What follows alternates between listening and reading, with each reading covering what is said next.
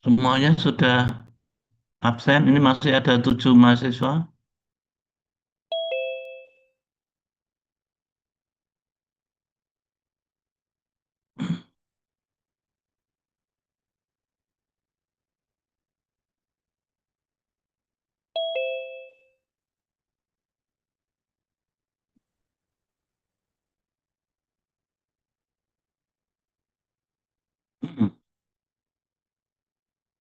Misi Prof atas nama Syifa Aulia. Bapak, atas nama Zaki ya Bapak. Nomor berapa? Nomor 3. Ya, terima kasih Bapak.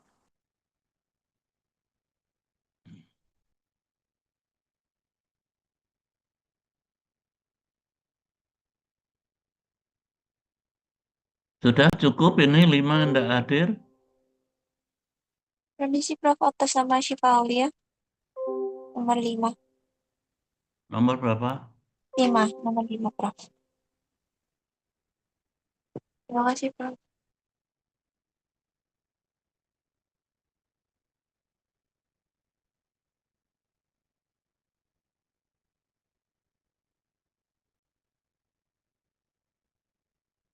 4 mahasiswa ini ada enggak?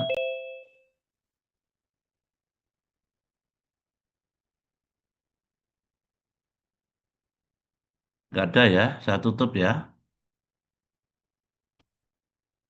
Kontennya. Gimana keberadaan 4 mahasiswa ini? Baik, Prof. Untuk 4 orang tersebut sudah saya hubungi, Prof. Gimana? Sudah saya hubungi, Prof. Halo, Prof. Bapak. Di rumah sih, rumah berangkat. Ini kuliah online. Kampus Anda, kalau enggak ke kampus. Sudah ini, sudah cukup ya. 4 ini saya tutup ya. Oke, kita mulai ya. Eh,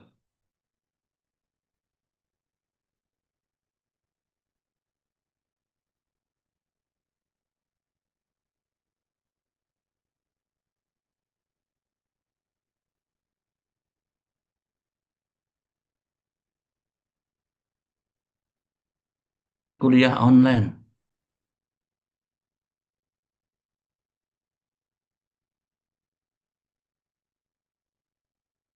Kuliah online.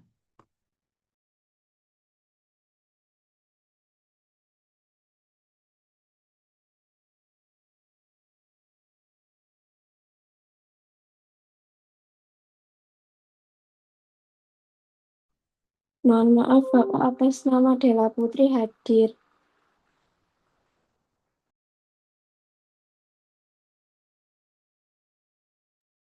Gimana? Atas nama Dela Putri Amalia hadir. Mohon maaf Bapak tadi sinyalnya jelek jadi saya tidak bisa absen.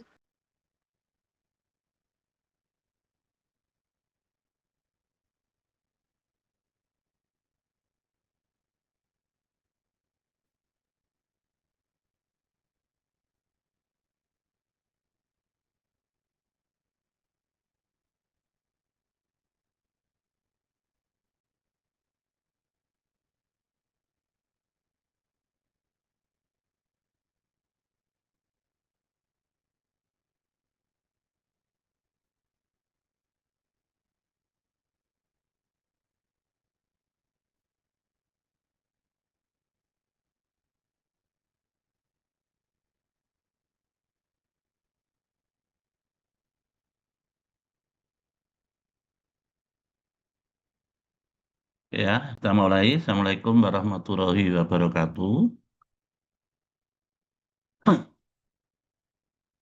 Suara saya bisa didengar enggak? Terdengar, Prof. Oke. Bisa, Prof. Assalamualaikum warahmatullahi wabarakatuh. Waalaikumsalam Waalaikumsalam warahmatullahi warahmatullahi wabarakatuh. Kita mulai ya kuliah hari ini tentang preparasi sampel ya.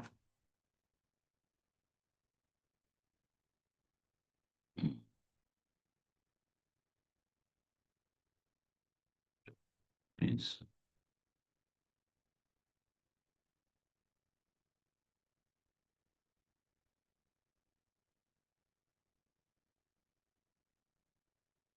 Ini masih banyak yang belum on kamera ya.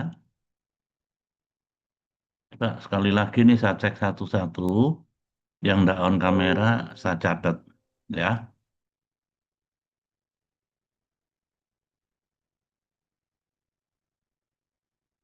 Banyak banget ya. Awas ya nanti yang nggak on kamera resikonya nilai saya nanti saya kurangi 20. Ya.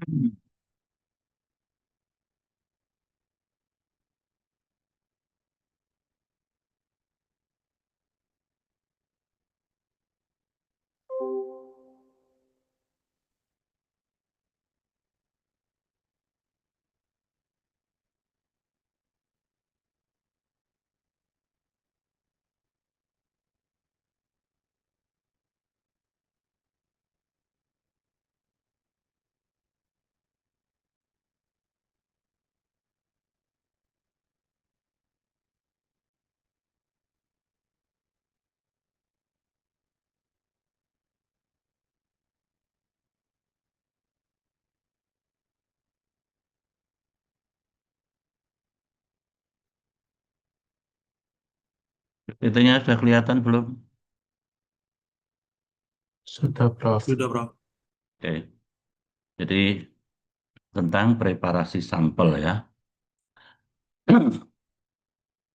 Bahwa pada preparasi sampel ya tentang analisis ke depan ya apabila saudara mendapatkan sampel ya sampling misalkan saudara penelitian atau tugas akhir sampling bahan yang ada di alam bahan yang di alam itu bentuknya ada 3 padatan cairan gas ya baik itu sampel biologi atau yang lainnya ya sampel biologi bisa berupa cairan atau padatan ya.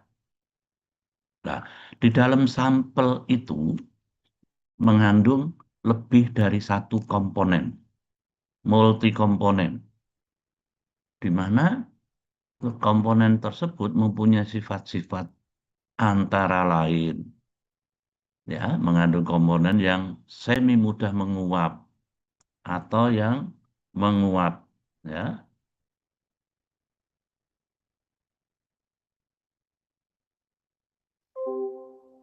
Ya, mudah menguap, bahkan adanya ion-ion. Atau kalau zaman dulu waktu COVID itu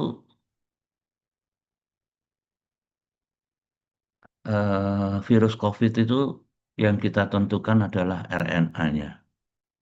Ya, tapi kalau COVID kan sampel biologis yang cairan. Nah, sekarang kalau padatan, berbagai macam bentuk sampel ya akan memberikan informasi terutama padatan.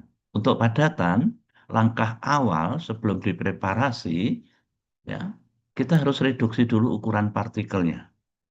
Di mana ukuran partikel lebih kecil ini memperbesar luas permukaan sehingga nanti dalam proses ekstraksi ya itu akan mudah atau mudah ketarik.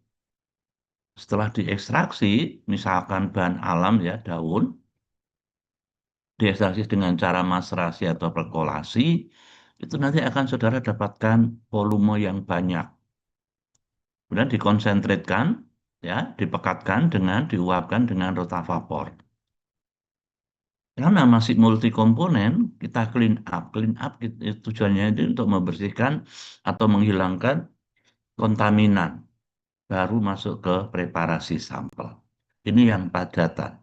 Nah sekarang kalau yang cair, ya, sampel itu bentuknya cair, di mana media cair itu merupakan media yang baik untuk pertumbuhan mikroorganisme.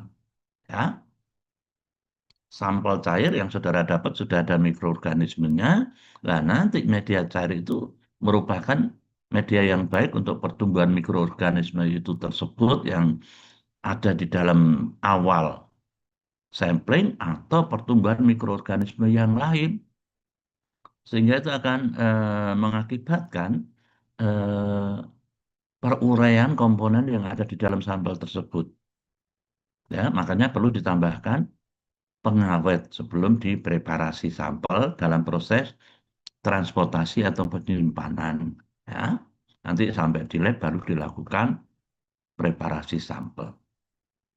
Tujuan dari preparasi sampel merubah ya bentuk sampel awal menjadi sampel yang siap untuk diukur dengan alat, terutama dengan metode instrumental, ya, dianalisis.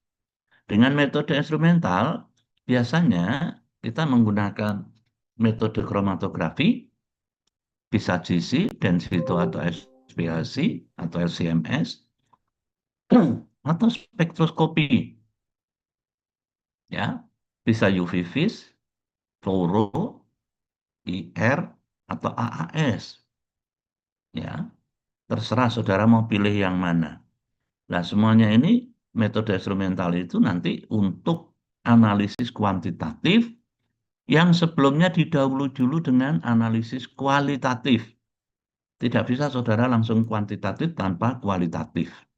Jadi kualitatif itu untuk konfirmasi senyawa mutu benar, baru dilakukan analisis kuantitatif.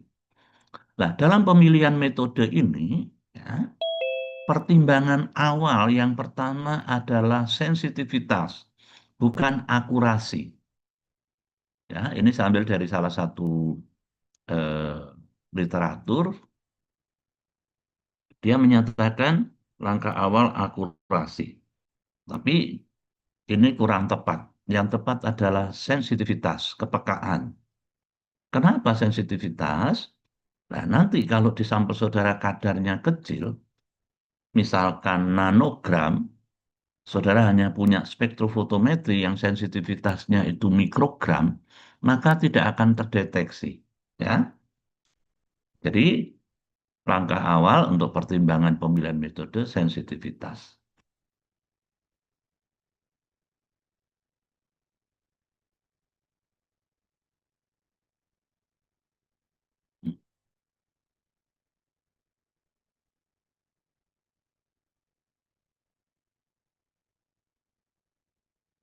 Kemudian waktu.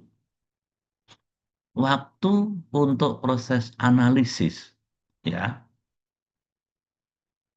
didahului dari koleksi sampel dan analisis data. Ya. Ini memakan waktu kurang lebih 33%. Masuk di alat 7%. Kemudian waktu untuk preparasi sampel 60% lamanya dari keseluruhan. Ya. Terus peneliti lain, perbedaan ini tidak bermakna, ya. Sama untuk data manajemen dan koleksi sampel ini jumlahnya 33. Bedanya di analisis. Ini 6%, yang tadi 7%, sehingga yang 1% di proses preparasi sampel. Sehingga perbedaan proses preparasi sampel 1% ini tidak bermakna, ya. Jadi kurang lebih 60. Nah, jadi waktunya itu lama di preparasi sampel. Kemudian yang lain, ya, tentang metode kuantitatif. Ya, nanti akan ditentukan cara kuantitatif, ya. Semua uji kuantitatif. Nah, kelemahan untuk uji kuantitatif, kita harus punya standar. Ya, kemarin saudara presentasi ada standar internal dan eksternal. Yang dimaksud di sini adalah standar eksternal. Standar eksternal yang tujuannya untuk menentukan harga mutlak dari senyawanya, senyawa targetmu. Nah,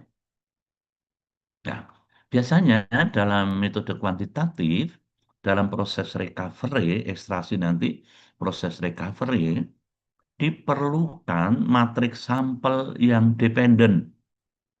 Apa itu matriks sampel yang dependen? Yaitu matriks sampel yang tidak mengandung senyawa yang kita tentukan. Sehingga nanti kita tambahkan dari matriks sampel, kita tambahkan ya standar eksternal sejumlah tertentu yang kamu tahu. Kemudian saudara lakukan sesuai dengan protokol atau prosedur yang saudara dapat. Saudara hitung kembali. Misalkan saudara tambahkan 100. Saudara preparasi, masukkan di alat, dihitung kembali. Ketemunya berapa? Kalau ketemunya 90 berarti 90%. Apakah 90% itu memenuhi syarat untuk persen recovery, dikembalikan ke persyaratannya. Ya. Nah, sekarang apabila kita tidak bisa membuat matriks buatan seperti bahan alam, ya, daun, kita tidak bisa membuat daun. Maka justru sampel itu kita anggap sebagai matriks sampel yang sudah mengandung bahan aktif yang akan kita tentukan. Nah, nanti dalam penentuan kadarnya kita pakai teknik spiking. Spiking kita adisi dengan standarnya senyawa yang sama. Ya. Nah, cara adisi atau cara spiking ini juga mempunyai kesalahan. Makanya sebelum dilakukan penentuan kadar di sampel dengan cara adisi itu kita validasi dulu pada akurasi yang akan kita tentukan, yang kita tambahkan, yang kita adisikan. Itu ketemu berapa? Ya, sesuai prosedur yang kamu dapat. Dan persyaratan recovery sudah memenuhi syarat, baru ditentukan di sampelnya. Ya. Nah, sumber kesalahan pada preparasi sampel. Ya. Kesalahan yang paling besar ada di proses preparasi sampel. Hampir 50%. Ya. Ini anggap aja 49. Yang kedua kesalahan adalah adanya operator. Operator itu adalah pelakunya. Pelakunya ya penelitinya. Ini kok tarik ke bawah, kurang lebih 35. Dari yang pertama dan kedua, ini kurang lebih sudah 85%. Kalau sisanya dianggap benar, saudara hanya dapat 15%. Apakah 15% itu sudah memenuhi persyaratan? Yang jelas ya, salah. Sehingga dari hal tersebut dapat disimpulkan bahwa preparasi sampel itu penting sekali. Ya. Jadi kalau sudah masuk di lab, mau kerja untuk preparasi sampel, harus fokus. Karena dalam proses preparasi sampel, dimulai dari penimbangan dan lain sebagainya, itu terjadi catatan-catatan kecil, kesalahan-kesalahan, sehingga sampai akhir sebelum masuk di alat, itu terjadi akumulasi kesalahan-kesalahan. Ya. Contohnya aja waktu praktikum, waktu saudara habis banyak untuk preparasi sampel. Ya. Sedangkan saya lihat waktu saya jaga praktikum, ada yang ketawa-ketawa, bahkan buka HP. Ya. Berarti itu kurang fokus, itu yang menyebabkan kesalahan-kesalahan. Ya. Sehingga kalau sudah masuk di lab, ya harus fokus. Karena nanti saudara akan dirugikan. Kalau di praktikum, kesalahan akan berdampak ke penilaian.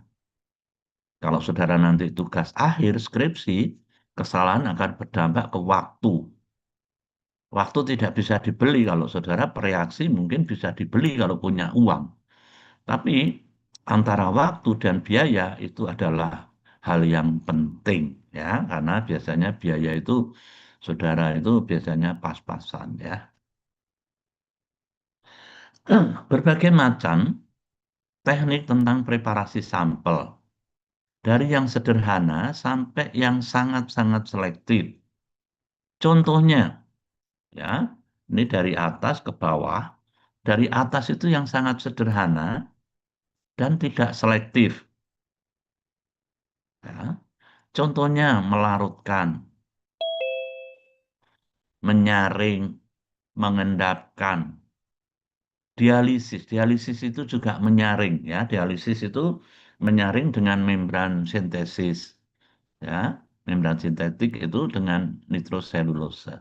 Menyaring. Kalau menyaring yang bisa disaring yang diameternya lebih kecil. Ya, sehingga kurang selektif. Kemudian yang konvensional itu yang ini. Ya, yang di awal ini. Kemudian mulai yang biru-biru ini juga, ini liquid extraction ini juga masih konvensional. Lah, mulai SPME, SPE ini yang tren akhir-akhir ini. Ya, nanti akan kita jelaskan semuanya tentang semuanya ini, tentang preparasi sampel. Dengan sendirinya, hasil yang paling baik untuk preparasi sampel yaitu immunoaffinity. Karena ini pekerjaannya sangat kompleks, ya. Kemudian selektivitasnya tinggi, ya, complicated dan selektivitasnya tinggi, sehingga hasilnya paling baik. Secara tidak langsung, ya, saudara ini sebetulnya sudah melakukan apa yang tadi saya jelaskan ya. Misalkan praktikum, sampling, misalkan saudara menerima sampel, itu dianggap sampling ya, karena dalam skala laboratorium. Setelah diberikan sampel atau sampling, saudara melakukan preparasi. Tujuannya adalah merubah, preparasi tujuannya adalah merubah bentuk sampel menjadi bentuk yang siap untuk diukur. Ya, setelah siap untuk diukur melalui alat, memperoleh data. Data ini saudara olah, saudara hitung, kemudian saudara simpulkan menjadi laporan. Ya. Jadi rangkaian itu saudara sudah kerjakan di skala laboratorium. Ya, itu nanti dalam proses analisis yang ada di laboratorium. Nah, metode analisis yang baik, seperti tadi saya katakan, pilihan pertama adalah cari metode yang sensitif. Sekarang saudara kalau mau skripsi, kan studi literatur dulu. Bahan aktifnya itu berapa jumlahnya? Satuannya apa? Ya. Kemudian saudara mau pilih alat yang mana? Sensitivitasnya berapa? Apakah bisa mendeteksi ya, senyawa bahan aktif yang ada di sampel saudara? Ya, itu yang pertama. Yang selanjutnya itu bebas saudara mau urutan keberapa. Karena kalau sudah terdeteksi, jelas itu nanti ada presis, ada akurasi, selektif, dan lain sebagainya. Tapi yang pertama adalah sensitivitas. Sehingga dalam sampel itu saudara bisa mendeteksi, bisa melaporkan berapa jumlah analit yang ada di sampel. Nah, pemilihan metode. Nah, sebelum saudara melakukan tugas akhir, contohnya, saudara kan studi literatur.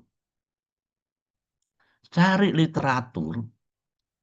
Di dalam literatur itu yang metodenya yang paling banyak. Kalau paling banyak, berarti tingkat keberhasilannya tinggi. Derajat kesulitannya rendah. Ya. Kalau saudara pilih metode yang jumlahnya sedikit, saudara nanti dalam perjalanan itu di lab akan terjadi kendala-kendala. Ya. Saudara harus banyak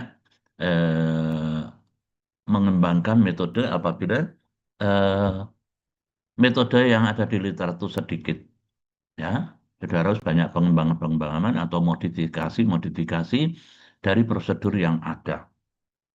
Tetapi kalau metodenya itu banyak untuk penelitian temamu, ya makanya itulah tingkat keberhasilannya tinggi.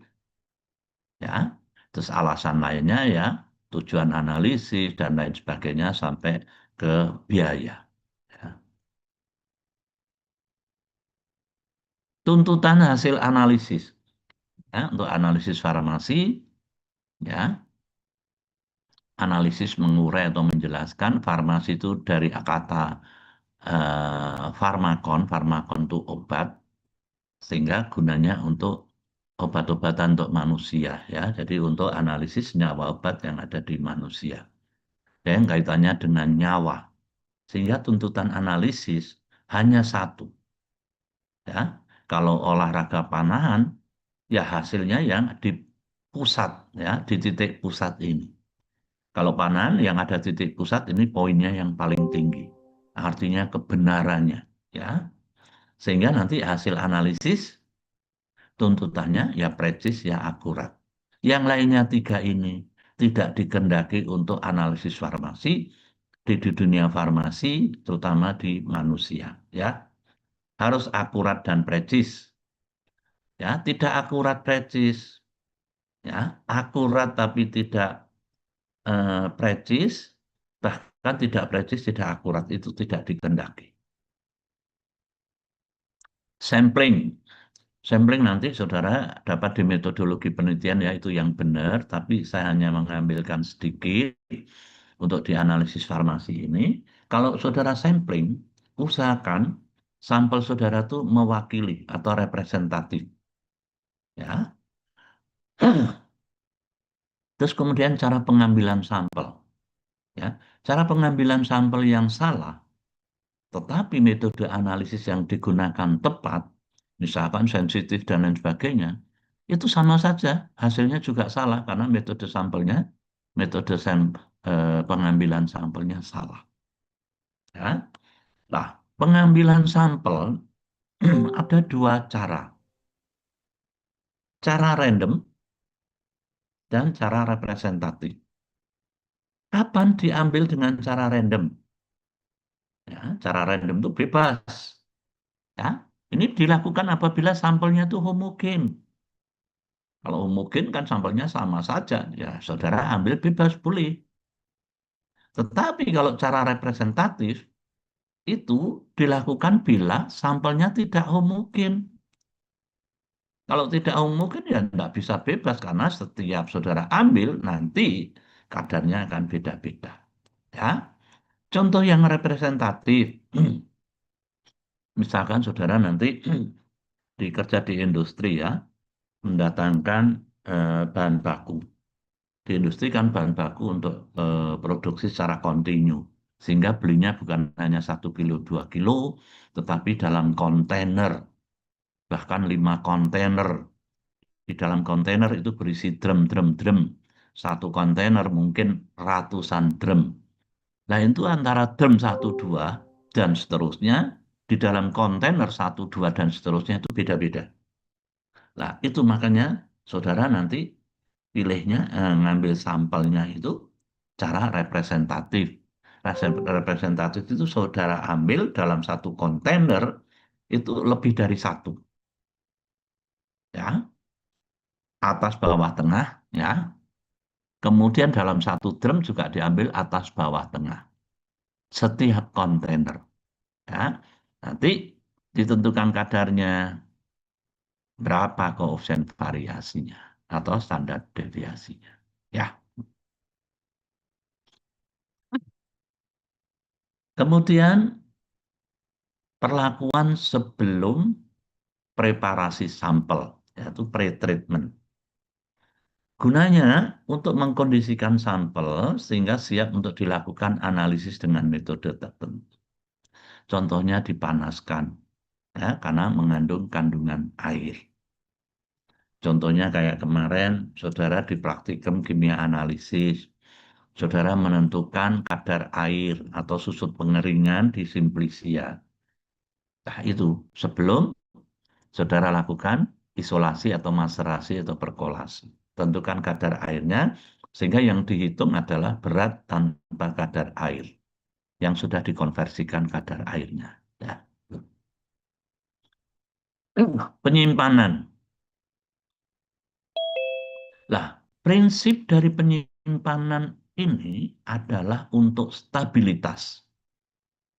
Usahakan dalam proses penyimpanan sampel, itu kandungan yang ada di sampel itu tidak terjadi degradasi atau peruraian. Sehingga dengan demikian, saudara harus tahu komponen yang ada di dalam sampel itu apa, senyawanya apa. Kemudian saudara cari literatur di Merck Index atau di Farmakope. Sifat-sifat fisikokimia dari senyawa bahan aktif itu. Karena stabilitas senyawa bahan aktif dipengaruhi oleh sifat-sifat fisikokimia. Sehingga saudara harus taati sifat-sifat fisikokimia itu supaya dalam penyimpanan tidak terjadi peruraian. Ya, itu. Dan preparasi sampel, masuk di dalam preparasi sampel, ini ada 2 topik, ya, tentang teknik sampling dan preparasi sampel. Nah, teknik sampling tadi kan sudah saya jelaskan di awal, ya, teknik sampling yang pengambilan sampel random atau representatif. Nah, dalam sampling itu sangat ditentukan pada waktu sampling. Ya, dan pengambilan sampel ini kaitannya dengan lokasi dan jumlah sampel. Contohnya aja di bahan alam ya. Saudara ngambil misalkan bahan alam itu kandungan bahan aktifnya paling tinggi ada di bulan Mei. Saudara ambil di bulan Desember ya berarti kandungannya tidak seperti yang diharapkan di bulan Mei. Ya. Terus kemudian lokasinya. Saudara yang paling bagus misalkan di dataran tinggi, ya, misalkan di daerah sana, Batu sana, tapi saudara ambil di Surabaya, jelas beda. Ya, tempatnya ini.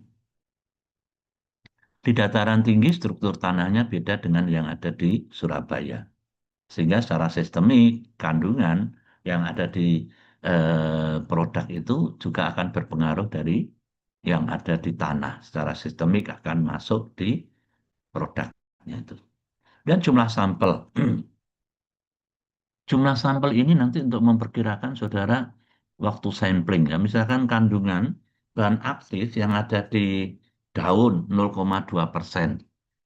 Ya, 0,2%. Kalau tidak ada satuannya, persennya itu berarti berat per berat. Berat per berat, gram per kilogram. Artinya dalam 1 kilogram mengandung 0,2 gram. Nah, kira-kira saudara bisa ambil berapa kilo jumlah sampelnya? Kalau misalkan dalam skripsi saudara diperlukan 10 kilo, jangan saudara tepat ambil 10 kilo. 2 atau 3 kalikan.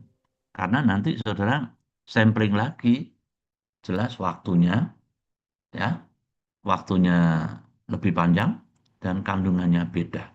Sehingga jangan sampai kalau di bahan alam saudara sampling 2 kali, kecuali mau membandingkan waktu boleh. Dan ini semua tergantung dari jenis sampelnya. Dan sebelum saya masuk di preparasi sampel, ada pertanyaan?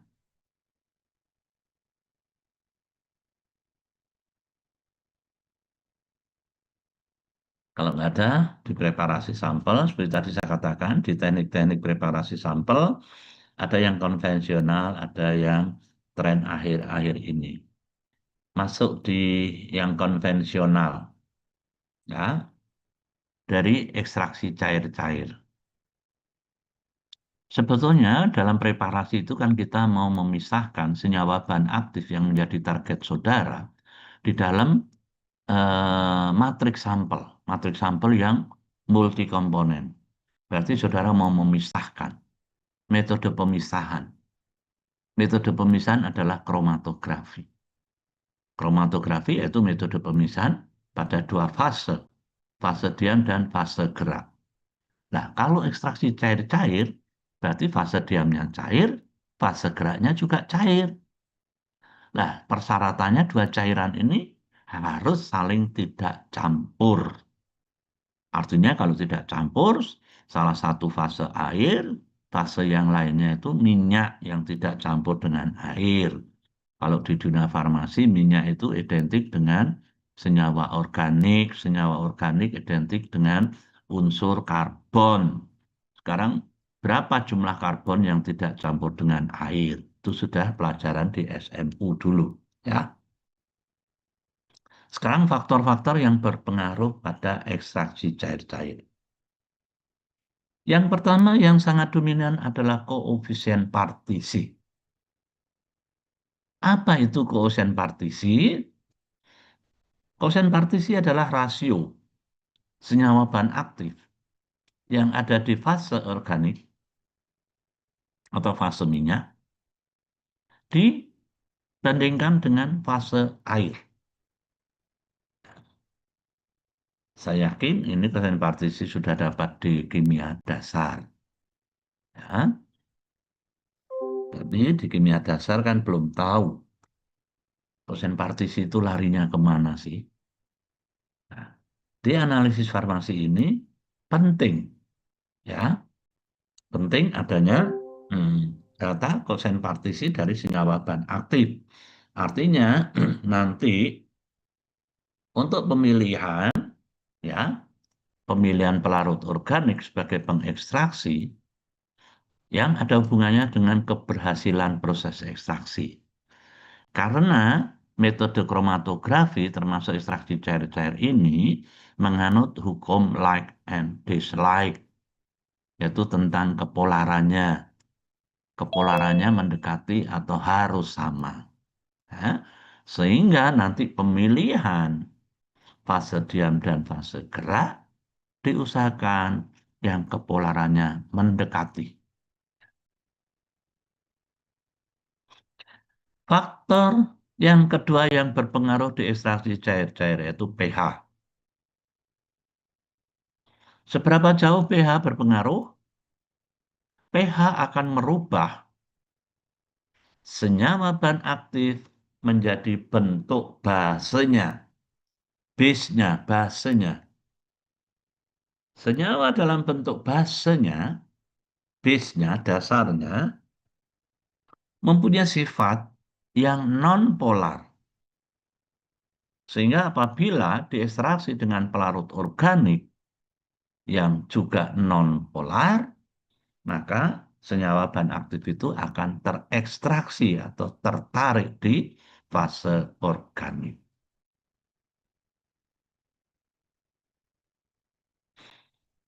Yang ketiga adalah waktu.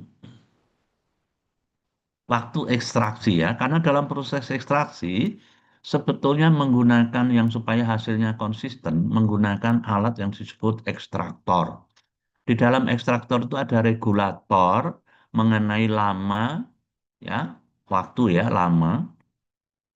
Kemudian kekuatan ekstraksi, ya, kekuatan satuannya PSI atau frekuensi. Nah, kita belum punya. Ya. Sehingga nanti kalau ekstraksi secara manual itu variasinya kan lebar karena tidak ada regulatornya. Ya.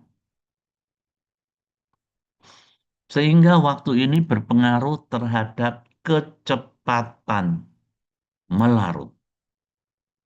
Seperti saudara membuat ini minum teh, kasih gula, diaduk atau dipanaskan, diberikan faktor-faktor mekanis. Nah demikian juga waktu. Waktu ini kan memberikan perlakuan adanya faktor-faktor mekanis ya, pengocokan, frekuensi pengocokan, lamanya pengocokan. Ya. Yang keempat volume pelarut organik pengekstraksi. Nah kalau volume ini berpengaruh terhadap kelarutan, ya, kelarutan. Misalkan kelarutannya 1:5, saudara menggunakan 1:3, ya jelas tidak larut semua, karena sudah kelewat jenuh.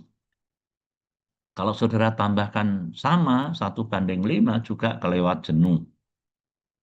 Kenapa? Karena dalam proses ekstraksi banyak pelarut organik yang hilang, sehingga kurang dari 5. Yang baik bagaimana? Lebihkan. Lebihkan tapi semua terukur, kuantitatif, karena ini pekerjaan kuantitatif. Sehingga kalau pelarut organiknya diambil secara kuantitatif, diketahui volume akhirnya, ya itu bisa dihitung.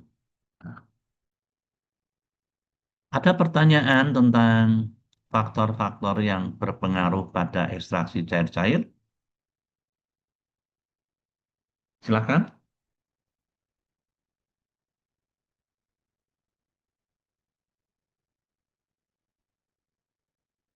Belum ada, Prof. Belum ada. Ya, lanjut. Ya, cara konvensional yang lain di samping ekstraksi cair-cair yaitu destruksi basah. Basah berarti ada airnya. Berarti menggunakan reaksi dalam bentuk larutan. Destruksi itu fungsinya adalah merusak. Merusak berarti kita perlu larutan yang sifatnya mengoksidasi.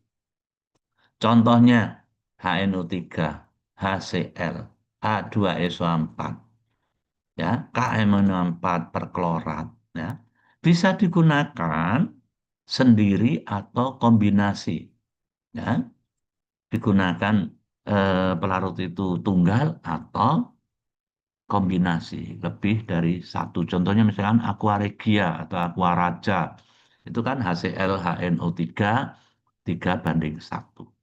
Ya.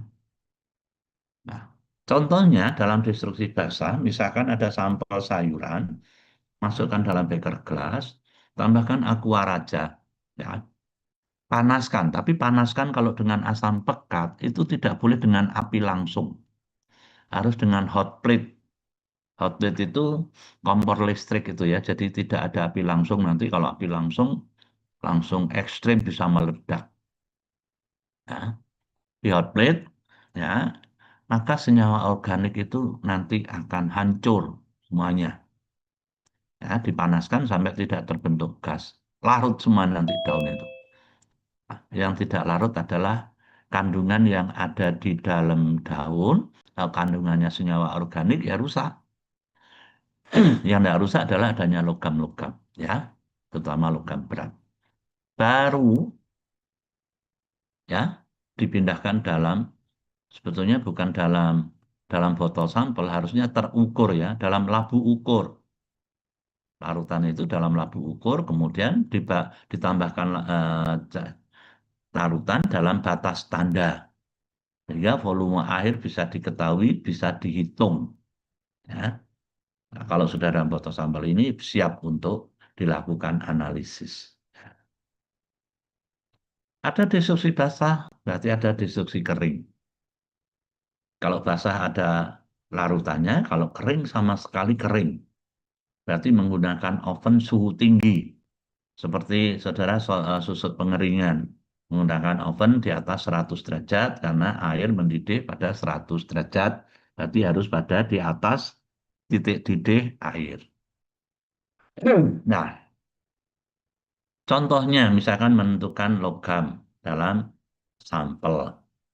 Ya, timbang sampel, taruh wadah, ya, masukkan di oven suhu tinggi. Oven suhu tinggi itu disebut furnace. Kita panaskan antara 400 sampai 800 derajat. Kayak senyawa organik akan mengarang. Kalau masih hitam berarti C-nya masih. Berarti pemanasan dilanjutkan sampai tidak berwarna atau warna putih. Kalau warna putih, C arangnya itu sudah menjadi gas CO2. CO2 menguap. Ya. Contohnya, sampel taruh di cawan porselin, hilangkan kadar airnya dulu, ya. Kemudian didestruksi di suhu 450 derajat Celcius selama 8 jam. Setelah menjadi abu, abunya putih ya, tidak boleh hitam. Kalau hitam masih ada C-nya. Ya. Larutkan dalam HCl, ya, sampai larut, kemudian disaring, masukkan dalam labu takar, siap dianalisis. Itu yang konvensional. Sekarang masuk yang tren akhir-akhir ini, yaitu kok tadi ekstraksi cair-cair dan destruksi basah, destruksi kering. Sekarang yang tren akhir-akhir ini didominasi ekstraksi padat cair. Ya, padat cair itu perkembangannya hebat sekali. Didahului dari clean up. Ya, di clean up nanti sampai monolitik dan imunoablatif. Nah, pada clean up itu tujuannya hanya untuk mengurangi kontaminan, ya, preparasi sampel untuk mengurangi kontaminan pada matriks sampel, yang khususnya nanti difokuskan pada size exclusion chromatografi atau gel chromatografi, ya, chromatografi. Berarti proses pemisahan pada dua fase diam dan fase gerak. Nah, mekanisme size exclusion chromatografi maupun gel chromatografi, proses pemisahannya itu berdasarkan ukuran solut. Ukuran solut itu ukuran senyawa bahan aktifnya. Kalau ukurannya kecil, bisa melewati diameter, ya, diameter dari saringannya, maka dia akan lolos. Nah, transfer massa solutnya dipengaruhi oleh difusi, sorption, dan desorption. Difusi juga berarti melalui suatu membran yang ada pori-porinya. Kalau pori-porinya dari bahan aktif lebih kecil daripada diameter penyaringnya, maka akan lolos. Dalam loading sampel itu kita menaruh sampel di dalam fase diam.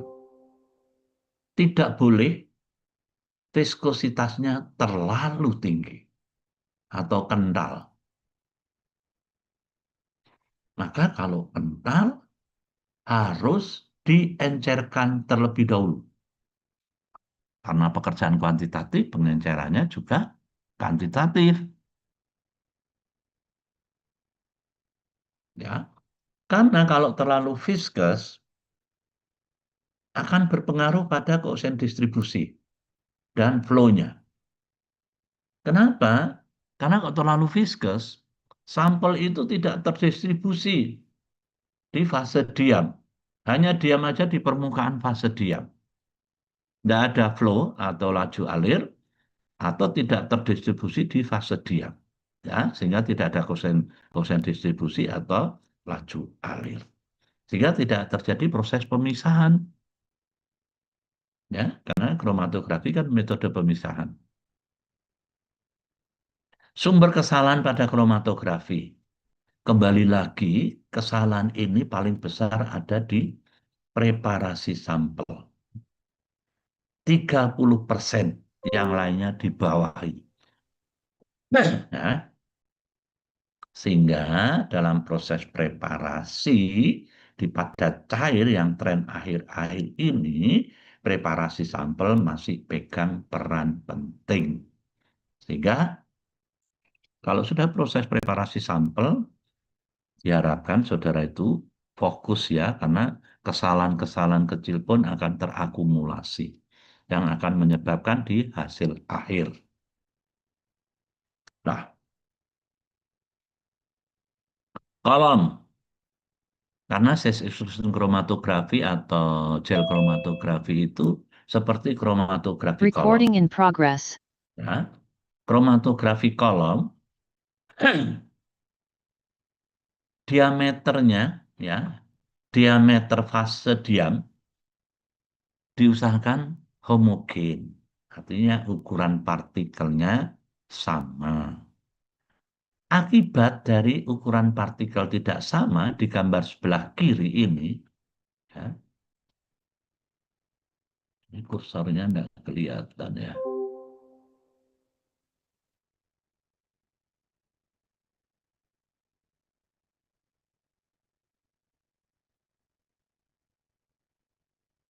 Ini ya, kursornya kelihatan ya. Apabila yang sebelah kiri ini ukuran partikelnya tidak sama. Kalau tidak sama berarti di dalam fase diam itu ada space, ruangan-ruangan kecil antara partikel fase diam kecil dan besar, diameter yang berbeda itu. Lah ruangan-ruangan ini loh akan menghambat laju alir. Sehingga laju alirnya itu tidak linier, tidak lurus. Ini berarti terjadi hambatan laju alir. Beda yang sebelah kanan ini karena ukuran partikel dari fase diamnya homogen atau sama, tidak ada space ruangan, ya, maka laju alirnya itu linier atau lurus. Ya. Jadi kalau saudara nanti membuat manual, ya, kromatografi kolom, usahakan ukuran partikelnya itu homogen. Bagaimana caranya? Ya, fase padat diambil, kemudian saudara gerus di mortir, saudara ayak dengan ukuran mesh tertentu. Itu sudah cara menghubungkan ukuran partikel. Baru kamu masukkan di kolom. Ya.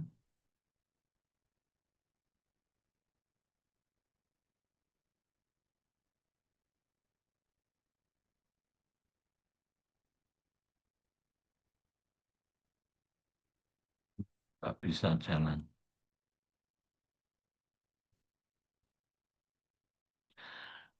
Nah, kolom semua kromatografi, ya,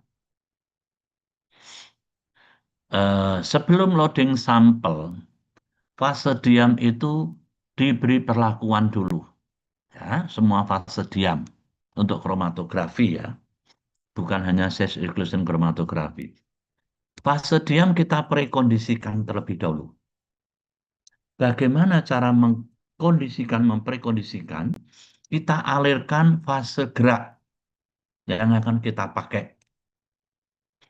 Pada saat kita alirkan fase gerak, fase diam akan mengalami polimerisasi. Poli, lebih dari satu. Polimer, bentuk, berarti bentuk yang lebih dari satu atau beda dengan bentuk awal. Contohnya, misalkan fase diam kebanyakan menggunakan silika gel atau resin-resin ya. Contohnya silika gel. Silika gel, silika Si. Berarti silika gel itu gugus paling luarnya adalah polihidroksisilikat. Gugus OH-nya terikat di Si. Ya, silika gel. Ya, silika gel nggak usah dihafal. Ya, Si itu Si. Jadi polihidroksisilikat. Sehingga pada prekondisi, fase diam itu dari bentuk awal berubah menjadi bentuk yang sudah dikondisikan di mana gugus paling luar dari silika gel, OH ini sudah aktif. Dia mengalami polimerisasi menjadi gugus OH-nya aktif. Nah, kalau sudah aktif, sekarang kita loading sampel. Misalkan kita loading sampel ya yang mengandung senyawa amin aromatis primer. Amin aromatis primer. Amin berarti ada NH2-nya. Maka gugus NH2 dengan melepaskan 1H dan OH hanya ini lepas, bukan OH yang lepas, tapi H yang ada di OH ini lepas, terikatlah amin ini dengan hasil samping H2O. Ya, sehingga senyawa bahan aktif yang ada di matriks sampel itu terikat dengan fase diam. Inilah fungsi prekondisi dari fase diam. semuanya nanti ekstraksi pada cair, ya fase diamnya harus diprekondisikan terlebih dahulu dalam arti supaya fase diamnya sudah siap untuk mengikat sampel, ya, senyawa aktif yang ada di sampel. Untuk di clean up, ya bisa menggunakan DMF solvennya dimethyl-formamid, tapi bukan hanya DMF, tapi yang lain bisa. Karena kemarin saya menggunakan etil astat juga bisa. Ya, menggunakan sistem, kalau sistem campuran juga bisa. Ya, tergantung ya. Di negara maju bisa dihubungkan, online kan dengan alat, kemudian aplikasinya untuk analisis trace atau kontaminan, sampel lingkungan atau biologis. Ini yang ada di clean up. Ada pertanyaan yang di clean up?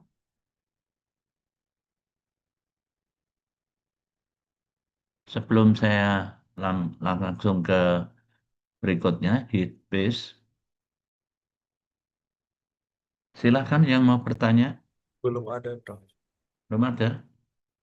Oke, sekarang heat space. Heat space lebih mudah dan lebih sederhana.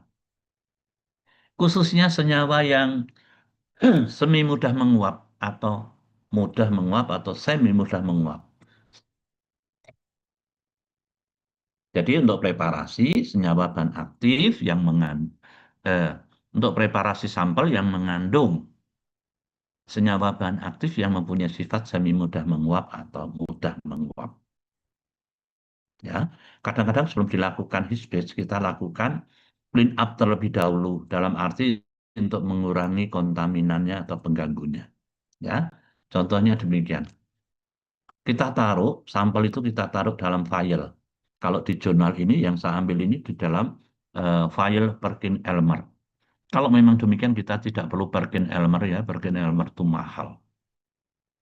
Saudara cari botol yang bermulut lebar, taruh sampelnya, maka senyawanya ini akan komponen yang bahan aktif akan menguap. Nah, menguap ini bisa kita tampung. Ya, kita kalau tidak punya, biasanya kan senyawa bahan aktif yang mudah menguap itu dengan GC. Tidak semua perguruan tinggi mempunyai GC, karena tidak dipersyaratkan GC. Yang dipersyaratkan adalah HPLC dan spektro, UV-Vis itu, ya. Sehingga GC tidak punya.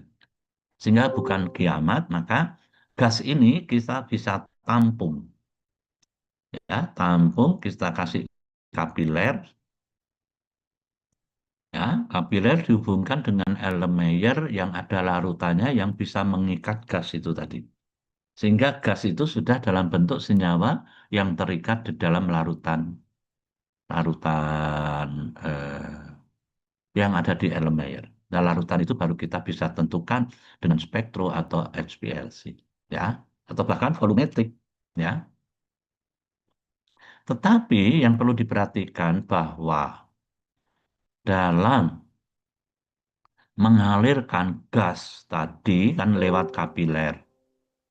Gas kalau melewati kapiler ada proses pendinginan, berarti terjadi kondensasi. Itu harus dicegah, dihindari adanya kondensasi. Karena kalau ada kondensasi berarti gasnya sudah berubah. Secara struktur kimia juga sudah berubah. Nah, untuk menghindari kondensasi, maka di kapiler itu harus dipertahankan suhunya. Ya, diberikan suhu atau isolator supaya tidak terjadi kondensasi. Kemudian apabila di dalam sampel itu mengandung lebih dari satu senyawa bahan aktif yang mudah menguap, yang beda suhu, maka kita lakukan lebih dari sekali. Ya, artinya multiple heat space extraction. Bukan HME ya, tapi MHE, multiple heat space extraction. Ya, lebih dari satu kali, tapi sebetulnya tidak berdiri sendiri-sendiri. Sendiri-sendiri ini boleh, tetapi akan lebih efisien kalau sinambung. Ya, sinambung nanti setelah gas yang pertama ditentukan, baru gas yang kedua. Ya, gitu. Aplikasinya ya untuk kontaminan pada makanan minuman, terutama pestisida atau bahan plastik. Pestisida, bahan plastik itu toksik ya. Tidak ada pestisida yang aman untuk manusia. Semua pestisida. Sedangkan yang kita makan itu hasil pertanian, ya, tidak bebas dengan pestisida karena petani takut gagal panen. Baik di luar negeri, petani pun juga menggunakan pestisida. Ya, semuanya takut gagal panen, rugi. Bahan plastik toksik, ya. Karena bahan plastik nanti kena suhu panas saja sudah membentuk polimernya. Lah, polimer inilah yang toksik, karsinogenik, ya. Tuh. Contohnya saudara beli bakso, kuah bakso di plastik itu, ya, di mana plastik di dalamnya itu kan ada pelicinnya. Pelicin itu juga karsinogenik. Nanti homogen jadi satu dengan kuah, ya, di samping pelicinnya ada polimer dari plastiknya itu melepaskan polimernya di cairan kuah itu dalam panas-panas. Nah, itulah yang menyebabkan karsinogenik. Ekstraksi secara konvensional selesai, kita masuk yang padat cair yang tren akhir-akhir ini ya. SPA, solid phase extraction. SPA ini merupakan teknik preparasi sampel padat cair awal ya. Awal teknologi maju ekstraksi padat cair. Prosesnya cepat, sangat selektif ya. Ini sebetulnya kalau saat ini sih sudah biasa ya SPA. Tapi zaman dulu ditemukan ini tonggak awal ya, preparasi sampel yang sering digunakan, yang advance, yang populer. Dulu saya memula jadi dosen tahun 86, saudara belum lahir pun, ini sudah 5 atau 7 tahun yang lalu. Ya, saya beli kolom SPA ini harganya dulu itu sekitar ya antara 25.000, 30.000 itu satu. Sedangkan SPA ini kan disposable. Gaji saya saat itu di tahun segitu itu masih 130. Hingga gaji saya hanya dapat 5 atau 6 kolom SPA kalau memang untuk itu. Hingga tidak mampu. Sehingga saya bikin secara manual ya, ekstraksi padat cair dengan beli spet yang 5 mili. Spet injeksi 5 mili, jarumnya saya lepas, kita masukkan fase diam, kemudian kita prekondisikan, kita loading sampel, baru ekstraknya kita tampung. Nah, karena SPA ini diameter fase alirnya itu loh, meskipun buat sendiri, laju alir tidak bisa didiamkan gitu, mengalir sendiri. Ya, kita seperti nyontek itu kita berikan tekanan sehingga spetnya itu kita gunakan untuk memberi tekanan. Baru terjadi flow atau laju alir. Ya. Konsep dasar SPA ya. Ini terdiri dari kolom yang transparan. Bisa dari kaca atau dari polipropilen ya. Kayak Cup Eppendorf. Cup Eppendorf itu kan polipropilen ya, yang transparan bisa dilihat. Kemudian di bawah itu fase diamnya yang merah-merah ini. Fase diamnya yang diameternya itu yang kecil banget ya. Antara 5 sampai 50 mikrometer ya. Nah, nanti sebelum digunakan kita harus diprekondisikan dulu ya. Nah, proses polimerisasi pada saat prekondisi, ya, kita lewatkan fase gerak di fase diam. Dia akan mengalami polimerisasi.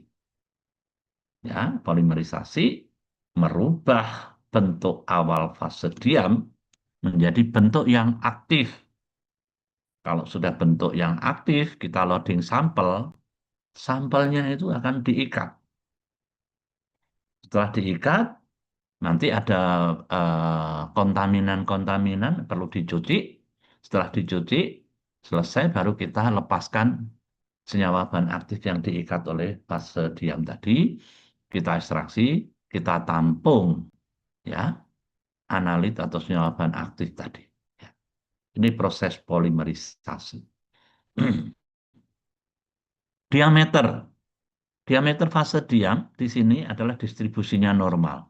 Tidak condong ke kiri, tidak condong ke kanan. Artinya ukuran partikelnya homogen. Ya, homogen satu ukuran. Sehingga laju yang berpengaruh pada laju alir dan koefisien distribusi. Ya. Aliran kolom. Ya, aliran kolom karena diameter fase diam itu kecil dan padat, homogen, tidak ada space di antara partikel-partikel yang ada di fase diam.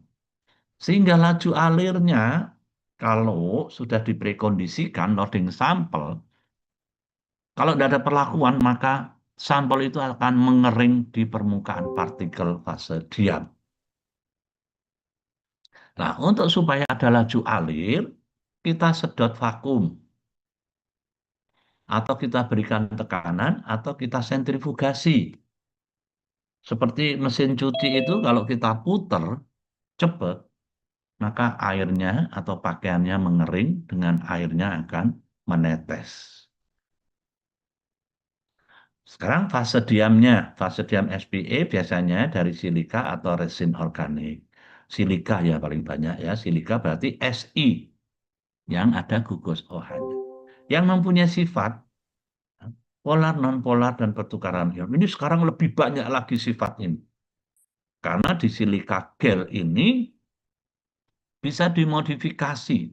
Ya, Si ini gugus OH-nya hanya bisa ditempeli gugus-gugus lain sehingga membuat sifat fase diam itu berbagai macam sifat. Contohnya saudara melakukan SPLC yang saudara praktikumkan, itu kan saudara menggunakan mekanisme river phase, ya, di mana fase diamnya silika, ya, C18 itu silika yang gugus OH-nya hanya ditempeli C18, ya. Jadi yang polar menjadi non polar. Itu reverse phase, ya.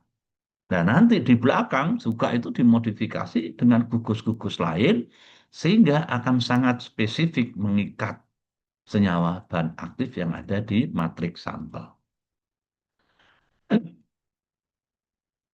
Ini contohnya dudukan SPA atau manifold dudukan. Kita tidak punya ini.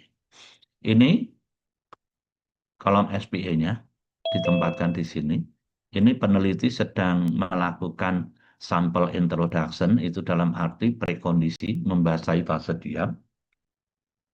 Kemudian ini sedot vakum, ya, di sini nanti ada sejenis ini ya kayak pompa gitu menyedot. Ini salurannya, ya, pipanya atau untuk menyedot. Ini regulatornya, regulator. Nah, terus ini penampung di bawah ini elemen labu ukur untuk nampung yang dari buangan atau sampelnya. Ini contoh yang beredar di pasaran. Bentuknya demikian. Saudara tinggal pilih. Sekarang berbagai macam dengan kemajuan teknologi. Ini RP8, berarti reverse phase yang ditempeli di C8. Kalau 18 RP18, ya. Gitu. Ini modelnya seperti ini. Dan nanti pakai masukkan di sentrifus, ini di sentrifus dalam proses prekondisi maupun proses ekstraksinya. Ya, dengan di sentrifus maka akan terjadi flow. Tahapan atau prosedur ya penggunaan SPA ya dari 1 sampai 6 sebetulnya tadi sudah saya jelaskan. Sampel pretreatment ya. Sampel pretreatment ini mungkin pengenceran dari sampelnya atau membuat suasana pH dan lain sebagainya. Kemudian conditioning. Conditioning itu prekondisi ya, fase diamnya ya, dibasahi dengan fase gerak. Loading sampel, nah, sampelnya itu di sampel pretreatment tadi misalkan dirubah pH-nya atau diencerkan. Setelah loading sampel yang diikat di fase diam itu kan senyawa bahan aktif yang polaritasnya mendekati. Yang tidak ketarik, yang tidak diikat itu menjadi kontaminan atau pengotor di sela-sela partikel fase diam. Maka kita lakukan pencucian, washing. Setelah washing bersih, kita eluasi yang tujuannya untuk melepaskan senyawa bahan aktif yang terikat di fase diam. Dan kita uapkan bila kita peroleh jumlah volume ekstrak yang banyak. Seperti di bahan alam setelah kita perkolasi atau maserasi, volumenya kan mungkin 1 atau 2 liter. Kita pekatkan dengan menggunakan penguapan dengan rotavapor. Itu kalau yang di bahan alam. Ya, ini semua yang sudah saya jelaskan.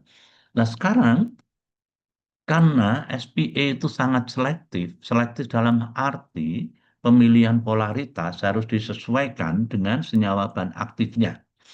Ini contohnya, makin ke kanan makin polar. Makin polar senyawa bahan aktifnya. Nah sekarang misalkan senyawa bahan aktifnya, polaritasnya di huruf P besar ini. Kita tarik ke bawah, ya, NH2. Berarti fase diamnya kita harus pakai senyawa yang mengandung NH2, amino. Tarik ke atas, fase geraknya menggunakan aseton. Dalam arti ini fase gerak dan fase diamnya pemilihannya polaritasnya sama dengan polaritas senyawa bahan aktifnya. Sehingga nanti dalam proses ekstraksi itu akan ketarik secara maksimal. Itu ya, itu maksud tujuannya selektif dalam pemilihan fase diam dan fase gerak. Sekarang kegunaan SPA jelas ya karena selektif untuk purifikasi. Juga untuk menghilangkan kontaminan, desalting, derivatisasi, senyawa turunan, fraksinasi, dan penyimpanan. Keuntungannya, karena selektif tadi, maka akan diperoleh ya ekstrak dalam kemurnian yang tinggi. Murni yang tinggi, konsentrasinya tinggi, konsentrasi tinggi, recovery tinggi. Dan penggunaan pelarut yang lebih sedikit, atau lebih efisien. Dan kita bisa online-kan dengan alat. Ya. Ada contoh. Ya, preparasi menggunakan cara ekstraksi cair-cair konvensional dengan kolom SPA untuk penentuan kadar vitamin D di dalam tablet multivitamin. Di sini yang sebelah kiri menggunakan ekstraksi cair-cair, yang sebelah kanan ekstraksi padat cair dengan SPA. Dari berbagai tahapan ini, yang ekstraksi cair-cair kita perlukan solvent 370 ml dengan waktu 3 jam, yang untuk SPA kita hanya perlu 8,25 ml dan waktu setengah jam. Dari keperluan solvent dan waktu, ini sangat-sangat efisien dan diakhiri dengan hasilnya lebih baik menggunakan di ekstraksi padat cair di SPA. Sehingga ekstraksi padat cair menggunakan kolom SPA hasilnya lebih baik. Nah, ada pertanyaan di penggunaan SPA?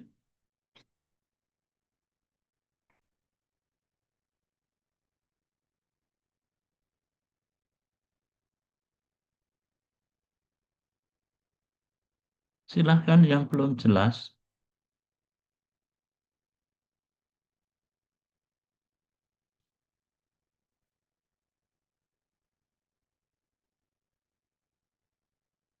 Ada pertanyaan?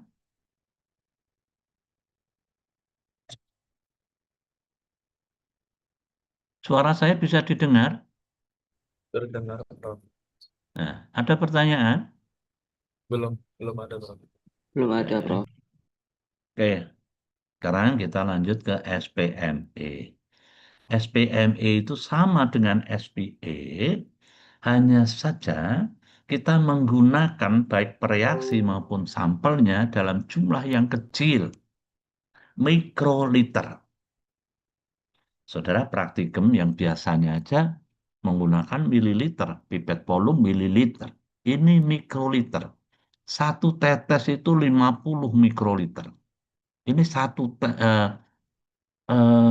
kita tidak sampai satu tetes yang 50 mikroliter. Ya, biasanya kalau SPME untuk pekerjaan biologi molekuler, ya, untuk DNA atau RNA, kita menggunakan hanya sampel itu 2 sampai 5 mikroliter, baik sampel maupun reaksinya. Jadi, kalau di pipet itu tidak kelihatan, ditransfer pun tidak kelihatan sudah campur atau belum. Nah, nanti tahunya setelah visualisasi kalau berhasil ya berarti sudah ke transfer. Ini banyak mahasiswa tugas akhir di farmasi sudah menggunakan SPME. Yang saya tahu anak bimbing saya sendiri tentang isolasi DNA. Ya. Jumlahnya menggunakan jumlah yang mikroliter. Ya, sama dengan SPA, hanya penggunaan sampel atau reaksi jumlahnya kecil mikroliter. Sekarang turbulent flow chromatografi. Ya, ini HPLC hanya bedanya di kolomnya. Ya. Kalau kolom yang saudara pakai untuk SPLC sekarang itu pergerakan fase geraknya adalah yang A ini. Yang linier atau laminar. Tetapi nanti kalau ya kolomnya itu diganti dengan kolom turbulen yang arahnya memutar, turbulent flow itu arahnya memutar. Memutar itu kayak kalau mau hujan itu ada angin memutar, lesus itu, turbulen. Ya. Jadi bedanya hanya di kolom. Kalau SPLC arah fase geraknya linier atau laminar. Kalau turbulen, arah fase geraknya itu turbulensi, memutar. Ya. Sehingga kalau diambil satu partikel fase diam, ya, di mana fase diam di permukaannya itu terikat senyawa bahan aktif, maka akan dilepaskan. Kalau belum lepas itu nanti dengan berulang fase geraknya itu akan memutar. Sehingga dengan arah memutar, fase geraknya berulang, lama-lama nanti senyawa bahan aktif yang diikat fase diam itu akan lepas. Ya. Sehingga karena arah fase gerak itu turbulensi, ya, memutar, maka hasil menggunakan kolom turbulen hasilnya akan lebih baik daripada menggunakan kolom yang biasa yang arahnya laminar atau linier. Contohnya ini. Sebelum masuk kolom, ya, kolom turbulen itu arah dari fase gerak ya masih di kapiler di pipa-pipa itu linear. Nah, setelah masuk di kolom turbulensi ini sudah pergerakannya memutar. Lah, arah bisa memutar ini kalau seorang farmasis tidak bisa membuat kolom yang bisa memutar. Ini ahlinya ada di fisika instrumen. Ya. Jadi kalau farmasi kamu atau sudah lulus atau bahkan saya suruh membuat arah fase gerak turbulensi tidak bisa karena kita tidak dapat ilmu ini, ya. Kita ilmunya tentang obat-obatan dan penyakit, ya. Kita pengguna dari desain dari fisika instrumen yang arah aliran fase gerak itu memutar atau turbulens. Ini contoh-contoh ya proses pemisahan dengan turbulent flow chromatografi. Yang terakhir adalah monolitik. Monolitik ya HPLC yang kolomnya diganti kolom yang monolitik. Monolitik perbedaannya ada di partikel fase diamnya. Ya, dimodifikasi gugus paling luarnya. Nah, ini kolom monolitik yang sebelum dilakukan loading sampel dilakukan polimerisasi dulu, ya, diprekondisikan. Nah, di kolom monolitik gugus luarnya yang dimodifikasi, ya, seperti tadi dimodifikasi gugus paling luar, misalkan dengan gugus hidrofobik, dengan polar, ya, atau dengan boronic acid, atau dengan ionik, kationik, itu semua. Sehingga lebih baik mana kolom yang turbulensi atau monolitik? Ya jelas monolitik, karena monolitik ini sangat spesifik. Ya, dia akan mengikat hanya satu senyawa, misalkan yang ionik, ya, ionik, yang anionik atau kationik, atau yang kationik akan mengikat yang anionik, jadi sangat spesifik sekali, sehingga hasilnya kalau menggunakan kolom HPLC yang RP18 yang arahnya laminar, yang reverse dengan turbulensi dan monolitik, maka hasilnya akan lebih baik yang monolitik. Tetapi memilih monolitik harus melihat senyawa bahan aktifnya. Bisa nggak terikat dengan kalau monolitik? Ya. Kalau nggak bisa ya jangan pakai monolitik, karena ini monolitik hanya spesifik untuk senyawa-senyawa tertentu. Kalau mau yang umum ya pakai C18 yang reverse yang saudara pakai praktikum itu. Ya. Itu yang monolitik, dan yang terakhir adalah immunoaffinity. Immunoaffinity, antigen antibody. Ya. Imuno, kekebalan adalah reaksi antigen antibody. Sehingga pada immunoaffinity sebetulnya prinsipnya adalah spektrofotometri visible. Ya, antigen antibody direaksikan, nanti antibodinya yang ditempeli penanda. Penanda ini akan direaksikan menjadi senyawa yang berwarna. Senyawa yang berwarna ini nanti akan diamati pada panjang gelombang visible, sekitar di atas 450-an. Itu ya. Jadi prinsipnya spektrofotometri visible berarti mengikuti hukum Lambert-Beer, A sama dengan A kali B kali C. Nah, bisa untuk analisis hormon yang ada di dalam tubuh manusia atau senyawa obatnya. Ya. Spesifiknya, dana antigen antibody itu spesifik. Jadi pemilihan antigen antibody harus spesifik juga. Tidak bisa kita punya reaksi yang di manusia untuk menentukan yang ada di mencit meskipun senyawa obatnya sama. Ya, misalkan kita mau menentukan insulin. Insulin yang ada di manusia kita punya kitnya. Untuk menentukan di mencit tidak akan nempel karena antibodinya, antigennya beda.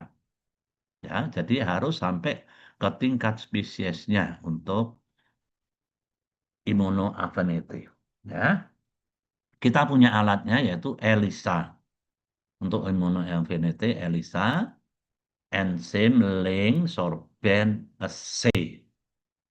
Ya, dengan sendirinya mana yang lebih baik antara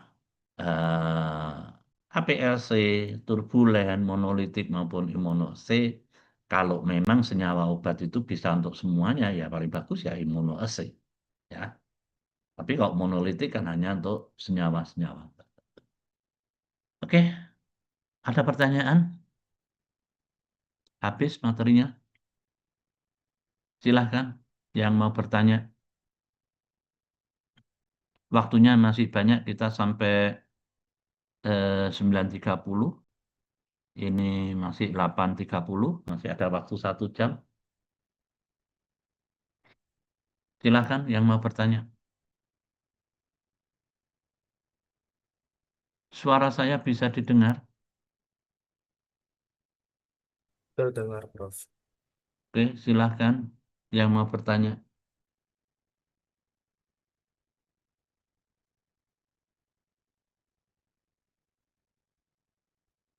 Ada pertanyaan? Halo, adakah yang mau bertanya? Saya izin bertanya, Ya, Prof. Jadi seperti ini, Prof.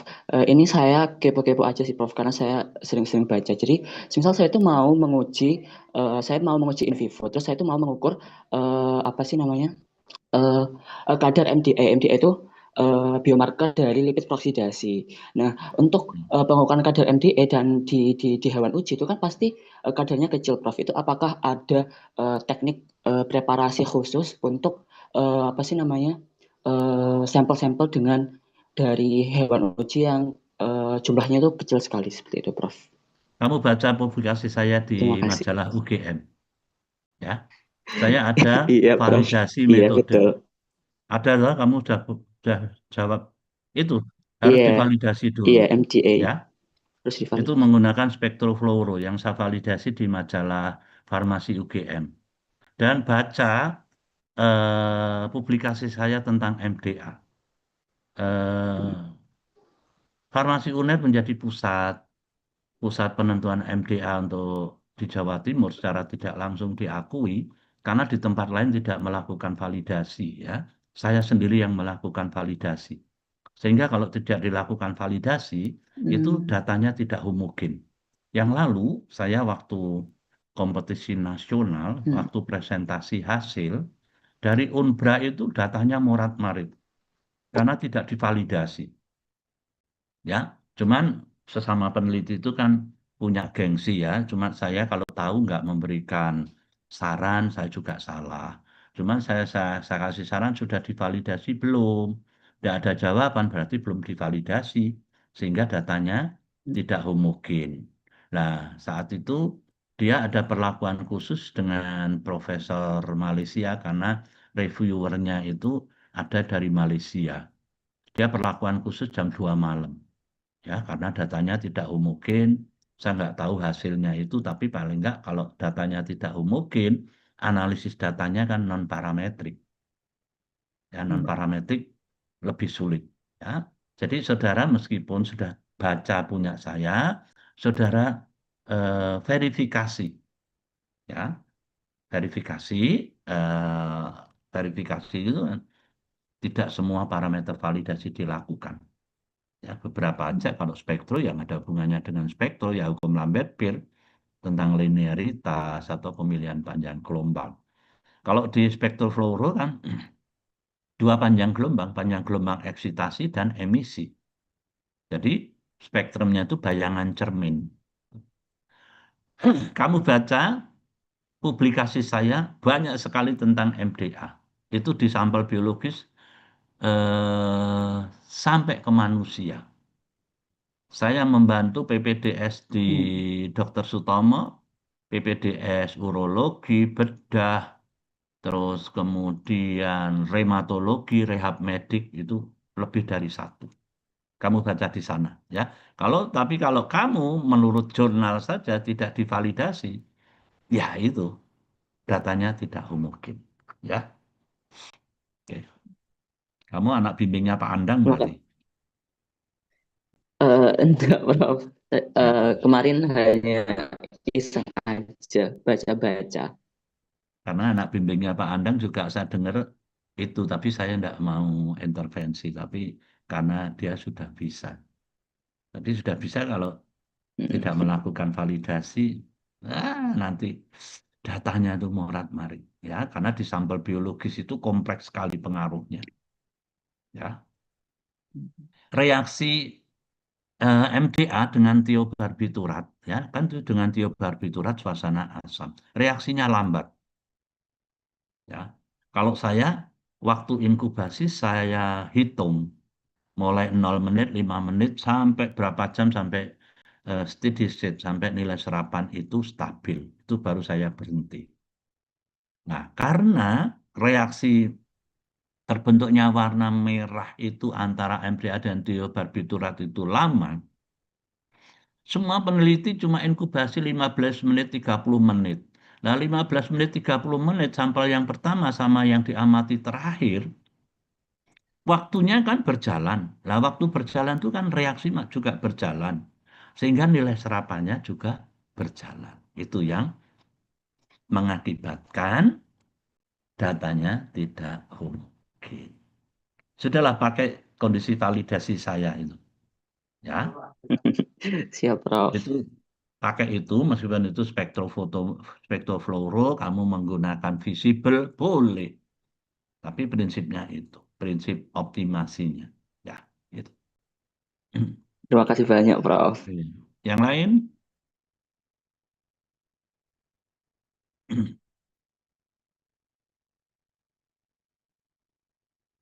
Nggak ada? Yang lain mau bertanya?